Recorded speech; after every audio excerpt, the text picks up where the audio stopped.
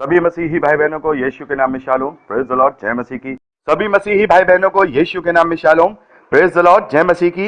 Yeshu the saviour ministry और प्रभु यीशु में आपका भाई जेम्स आप सभी का एक बार फिर से इस बाइबल अध्ययन कार्यक्रम में बहुत बहुत स्वागत और धन्यवाद करते हैं। हम अध्ययन कर रहे हैं यूहन्ना का सुसमाचार, उसका 16वां अध्याय, और आज हम उसके चौथे वचन से आगे का अध्ययन करेंगे। प्रभु यहां कहते हैं, मैंने आरंभ से तुमसे ये बातें इसलिए नहीं कही क्योंकि मैं तुम्हारे साथ था, परंतु मैं अपने भेजने वाले के पास जाता हूं और तुम में से कोई मुझसे नहीं पूछता तू कहां जाता है, परंतु मैंने जो ये बातें तुमसे कही हैं इसलिए तुम्हारा मन शोक से भर गया है। तो प्रभु ये कहते हैं कि मैंने शुरुआत से तुम्हें ये सब बातें इसलिए नहीं बताई थी कि तुम परेशान ना हो, तुम शोक में ना भरो, क्योंकि सिर्फ मैंने जाने के विषय में ही तुमसे कहा कि मैं अब जाता हूं अपने भेजने वाले के पास।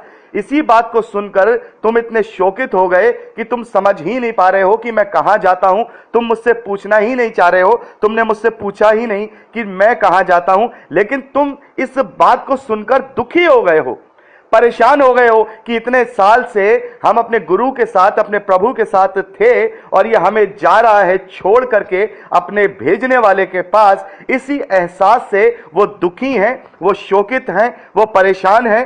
प्रभु कहते हैं इस वजह से तुम ये भी नहीं पूछ रहे हो कि मैं कहां जाता हूं। प्रभु कहते हैं तो भी मैं तुमसे सच सच कहता हूं कि मेरा जाना तुम्हारे लिए अच्छा है, क्योंकि यदि मैं ना जाऊं तो वह सहायक तुम्हारे पास ना आएगा, परंतु यदि मैं जाऊंगा तो उसे तुम्हारे पास भेजूंगा। प्रभु यीशु मसीह कहते हैं कि मेरा जाना जरूरी है। अगर मैं वहां नहीं गया तो सहायक नहीं आएगा। यानी कि अगर मैंने जगत के पापों को अपने ऊपर नहीं उठाया, अगर मैंने पिता की इच्छा को पूरा नहीं किया, अगर मैंने शैतान को अपनी एड़ी से नहीं कुचला, अगर मैंने अपने आप को तुम्हारे लिए नहीं मारा और मैं तीसरे दिन नहीं जी उठा, तब तक मैं पिता के दाहिनी ओर नहीं जाऊंगा। तब तक वो सामर्थ्य, परमेश्वर का वचन, स्वयं परमेश्वर पवित्र आत्मा के रूप में तुम्हारे अंदर वास नहीं करेगा। मैं जाऊंगा और मैं वो सहायक तुम्हारे लिए भेजूंगा। तो अभी हमने 14वें अध्याय में जब पवित्र आत्मा के विषय में पढ़ा था, तो प्रभु कहते हैं 16वें वचन में, मैं पिता से विनती करूंगा और वह तुम्हें एक और सहायक देगा कि सर्वदा वह तुम्हारे साथ रहे। और हम देखते हैं प्रभु यीशु मसीह ने कहा कि पिता मेरे नाम से उसे भेजेगा। अभी हमने पढ़ा इसको 16वें अध्याय में ही। प्रभु कहते हैं 15वें अध्याय में कि सत्य का आत्मा जो पिता की ओर से निकलता है तो वो मेरी गवाही देगा। और यहां पे प्रभु यीशु मसीह कह रहे हैं कि मैं उसे भेजूंगा। यहां प्रभु यीशु मसीह कह रहे हैं मैं उसे भेजूंगा। तो वहां प्रभु ने कहा कि पिता भेजेगा, पिता मेरे नाम से भेजेगा, और यहां प्रभु कह रहे हैं कि मैं जाऊंगा और मैं तुम्हारे पास उसे भेजूंगा। तो यहां पर दोनों बातों को जब हम मिलाते हैं तो इससे प्रभु यीशु मसीह का जो क्लेम है, प्रभु यीशु मसीह की जो बातें हैं, हम अच्छी तरह से इसको सीख जाते हैं कि प्रभु यीशु मसीह ये बात जो यहां कह रहे हैं, इसका मतलब यह है कि जो प्रभु यीशु मसीह के द्वारा किया गया कार्य है वो भी परमेश्वर के द्वारा किया गया कार्य माना जाएगा, और जो परमेश्वर के द्वारा किया गया कार्य है वो भी प्रभु यीशु मसीह के द्वारा किया गया कार्य माना जाएगा, और जो पवित्र आत्मा के द्वारा किया गया कार्य है वो भी परमेश्वर के द्वारा ही कार्य किया जाना माना जाएगा। तो यहां पर उस त्रिएकता के एक होने के विषय में प्रभु यीशु मसीह ने यहां बहुत ही अच्छी तरह से समझा दिया है। और प्रभु यीशु मसीह इस तरीके से बातें जो करते थे उन लोगों से, हम जानते हैं कि वो क्यों करते थे, ताकि जिनके मन खुले हुए हैं, जो सुनना चाहते हैं, जिनके मनों में परमेश्वर का प्रेम प्रकट है, वो उन बातों को अच्छी तरह से समझ जाएंगे, वो विश्वास करेंगे, पापों का अंगीकार करेंगे और अनंत जीवन को और उद्धार को प्राप्त करेंगे। तो प्रभु यीशु मसीह ने एक बार फिर से यहां पर यह बात को दर्शा दिया कि मैं और पिता एक हैं। जो जिसने मुझे देखा उसने पिता को देखा, जिसने मुझे जाना उसने पिता को जाना। क्योंकि अगर पिता भेजेगा तो इसका मतलब मैंने भेजा, अगर मैं भेजूंगा तो इसका मतलब पिता ने भेजा। और ये कंफ्यूजन मैं आपको कई बार क्लियर कर चुका हूं कि अगर पिता, पुत्र और पवित्र आत्मा एक ही है तो फिर ये तीनों अलग अलग रूप में कैसे दिखाई देते हैं, मैं आपको इस बात को डिस्क्राइब कर चुका हूं। और इसको एक बार और मैं आपसे एक छोटा सा आपको एग्जाम्पल देना चाहता हूं। अगर पिता के दाहिनी ओर जो विराजमान है वो पुत्र है, तो हम देखते हैं प्रभु यीशु मसीह ने इसी यूहन्ना के सुसमाचार में परमेश्वर के व्यक्तित्व के विषय में बताया कि परमेश्वर आत्मा है। तो जब परमेश्वर आत्मा है, उसका कोई आकार नहीं है, उसका कोई शरीर नहीं है, वो केवल आत्मा है, तो जो परमेश्वर के दाहिनी ओर विराजमान है वो क्या है? प्रभु यीशु मसीह के रूप में उसका एक आकार है, उसका एक शरीर है जो मानव के देह में से जो निकला है, कुंवारी मरियम के गर्भ से जो निकला है वो देह है, और वही देह मृत्यु को प्राप्त होती है, और वही देह तीसरे दिन जी उठती है, ताकि लोग उस पर जब भी विश्वास करें तो वो नाश ना हो परंतु अनंत जीवन पाए।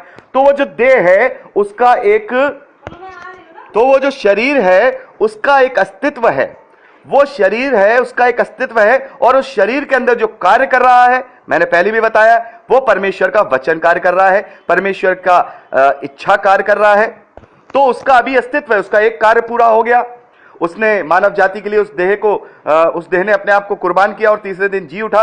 अब एक कार्य और बाकी है, जब वो समय आएगा प्रभु यीशु मसीह सधे, परमेश्वर सधे, एक बार फिर से, सधे का मतलब शरीर के साथ एक बार फिर से बादलों में सवार होकर के अपने लोगों का न्याय करने, इस धरती पर 1000 साल का राज्य करने, शैतान को उसकी नियति तक पहुंचाने के लिए वो एक बार फिर से आएंगे। और मैं इस बात को बता चुका हूं, पहले कुरिन्थियों 15वें अध्याय में पौलुस ने हमें इस बात को अच्छी तरह से समझा दिया है कि सब कुछ जब पूरा हो जाएगा तो फिर वो देह भी परमेश्वर के अधीन हो जाएगी, यानी वो देह भी परमेश्वर में विलीन हो जाएगी, और वो सारी चीजें, सब में सब कुछ परमेश्वर हो, यानी कि सब में सब कुछ परमेश्वर हो, यानी कि जो एक परमेश्वर था, जो एक परमेश्वर है, वो एक परमेश्वर हमेशा के लिए रहेगा। लेकिन उस एक परमेश्वर ने हम पर अपने आप को 3 तरीके से प्रकट किया है। एक परमेश्वर ने हम पर अपने आप को 3 तरीके से प्रकट किया। आत्मा के रूप में उसने प्रकट किया, इस सृष्टि के रूप में उसने जो सारा निर्माण किया अपनी इच्छा से, अपने वचन से, उसके रूप में हमें प्रकट किया, जिसे हम यहोवा कहते हैं। फिर उसने इस मानव देह में अपने वचन को भेज करके इस धरती पर प्रकट किया, ताकि उसके द्वारा मानव जाति उद्धार को पाए। फिर उसने अपनी सामर्थ को, अपने वचन को इस धरती पर हमारे अंदर वास करा के पवित्र आत्मा के रूप में प्रकट किया, ताकि वो हमें निरुत्तर करे और वो हमारी सहायता करे। तो यहां पर प्रभु यीशु मसीह ने एक बार फिर से इस बात को क्लियर कर दिया है कि पिता और पुत्र पवित्र आत्मा एक हैं। ये 3 अलग अलग, बहुत से लोगों को ये थोड़ा सा कंफ्यूजन रहता है कि ये 3 परमेश्वर हैं तो वो 3 कैरेक्टर में हैं। वो 3 कैरेक्टर में नहीं है। 3 कैरेक्टर जब होते हैं जब तीनों की अलग अलग सोच हो, अलग अलग बातें हो, अलग अलग विचार हो। ये वो बात यहां पर नहीं आती है जैसे अगर 3 अलग अलग तरीके से कार्य हैं। तो यहां पर जो दाहिनी ओर विराजमान है वो शरीर है, और जो आज मेरे और आपके अंदर जो वास करता है वो पवित्र आत्मा है। लेकिन ये तीनों ही परमेश्वर ही हैं। परमेश्वर का वचन, परमेश्वर का सामर्थ और परमेश्वर का कलमा। और ये सारी चीजें परमेश्वर ने मानव जाति को अपना प्रेम दिखाने के लिए की, ताकि मैं और आप बचाए जा सकें, मैं और आप उसकी सहभागिता में रह सकें, हम उसकी इच्छा को अपने जीवन से पूरा कर सकें।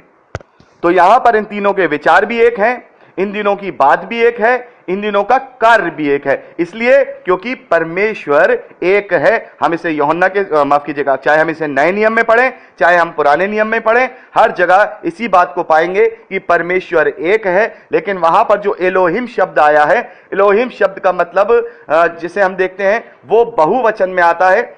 उसके कार्य बहुवचन है, वो है तो एक, लेकिन उसका कार्य, उसका अस्तित्व बहुवचन है। क्योंकि परमेश्वर एक बार में 1,00,000 जगह भी रह सकता है, एक बार में करोड़ों जगह भी एक साथ रह सकता है, एक बार में वो अरबों लोगों की भी सुन सकता है। मैं और आप केवल एक बार में एक ही मनुष्य की बात को सुन सकते हैं, समझ सकते हैं, वो हमसे बात कर रहा है। हम 2 आदमियों से एक साथ बातें नहीं कर सकते। लेकिन यह परमेश्वर का अस्तित्व है, यह परमेश्वर का व्यक्तित्व है कि वो एक बार में करोड़ों प्रार्थनाओं को एक साथ सुन सकता है। यह उसका सामर्थ्य है।